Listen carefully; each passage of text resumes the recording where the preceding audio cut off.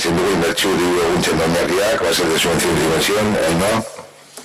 Sí, estas bases de subvenciones vienen a dar que se crean porque se detecta una necesidad dentro de los grupos y asociaciones de cualquiera de los ámbitos en los que estábamos trabajando, tanto de cultura como de deportes, como de educación, como de igualdad, en la necesidad de la subvención de una serie de gastos que se consideran inventariables.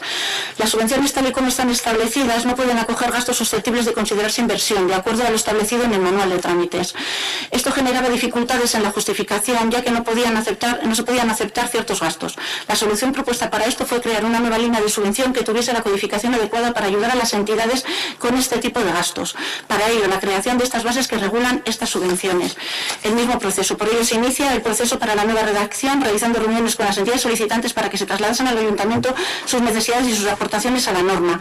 En base al resultado de estas reuniones, se redactó un borrador y se inició con esta la fase de consulta previa con el decreto 2021-418. Se convocó un grupo de trabajo el 4 de mayo y con todas las aportaciones se redactó un informe de conclusiones. Se remitió a todas las personas este informe, se publicó el decreto 2021-670 que aprobaba la fase de audiencia hasta el 18 de junio. Comentar que el resumen de funcionamiento de esta ordenanza, como es nuevo, voy a leerlo, cómo va a funcionar esta ordenanza. Se convoca con el resto de subvenciones en enero.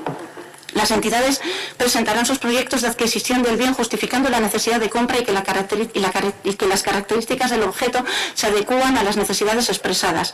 Si la suma de los importes solicitados no supera el presupuesto consignado, se le adjudica provisionalmente el 100% del gasto. Si la supera, se realiza un prorrateo mediante la regla de 3 entre el importe consignado y los proyectos solicitados. Una vez realizada la adjudicación provisional, la entidad tiene 10 días para rechazar la subvención si no le interesase. Transcurrido el plazo, si no hubiese renuncia, se realiza la adjudicación definitiva. Si hubiese algún rechazo por parte de alguna de las entidades, se recalcularía el importe del prorrateo al resto, siempre sin sobrefinanciar. Transcurrido el plazo, se ingresa el 50% del importe adjudicado para la compra del bien. Después de la adjudicación, hay 3 meses para justificar la compra. Cuando se justifica, se paga el otro 50%. Si la factura fuese por un importe inferior al solicitado, se restaría del importe del segundo pago. Si fuese por un importe superior, la entidad deberá asumirlo, puesto que no se va a dar más dinero del adjudicado. Con todo esto, pasó su proceso legal, pasó por la Comisión de Ciudadanía y se trae a este pleno para su aprobación si procede. Es que riesgo no accederá. Es que riesgo accederá. Bueno, este modelo de subvenciones pues es una faceta que sí que era demandada por parte de determinadas asociaciones que tenían problemas para poder subvencionar determinados gastos a los que tenían que hacer frente.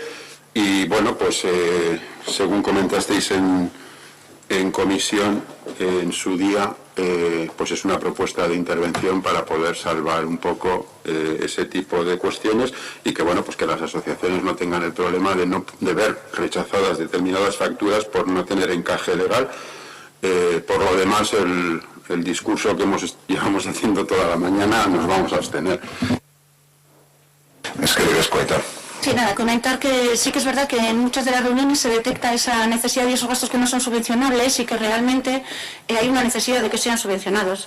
Entonces se habla con intervención para que nos diera una fórmula de cómo se pueden subvencionar esos gastos, porque son unas necesidades que realmente tienen ya no solo las asociaciones. En principio parecía que era del tema de las asociaciones deportivas, pero nos damos cuenta que tiene que ver con todas las asociaciones. Se propone desde cuando las reuniones con cultura, tanto con deporte, tanto como con las de igualdad y como con las de educación, sobre los bienes inventariables.